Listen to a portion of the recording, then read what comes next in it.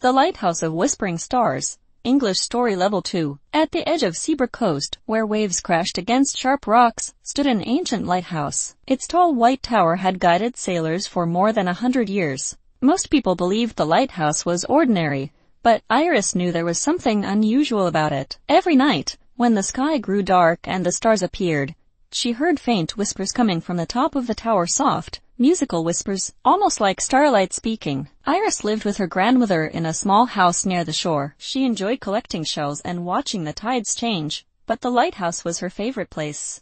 One evening, when the wind blew softly and the moon rose like a silver coin, she decided to climb the lighthouse stairs alone. She carried a small lantern in her hand, its flame trembling as she walked up the spiraling steps. The higher she climbed, the louder the whispers became. They weren't frightening.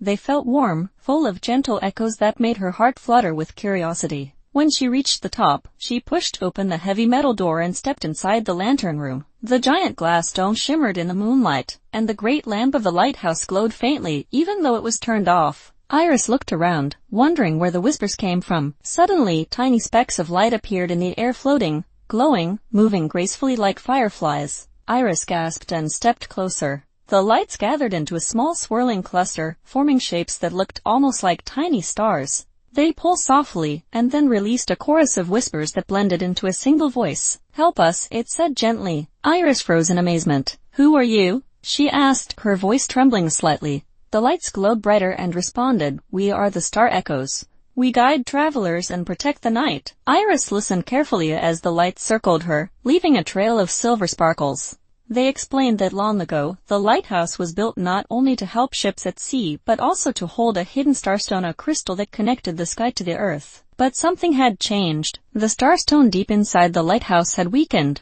Its glow, once strong enough to brighten the night, had dimmed over many years. Without it, the star echoes were fading, their voices growing weaker each night. Iris felt a pull in her chest, a soft promise that she must do something. She followed the floating lights down a narrow stairway hidden behind a rusted panel. The passage was dark and cold, but the star echoes lit the way. At the bottom, she found a chamber carved from ancient stone. In the center stood a pedestal holding a cracked crystal the size of her fist. It glimmered faintly like a dying ember. Iris reached out carefully.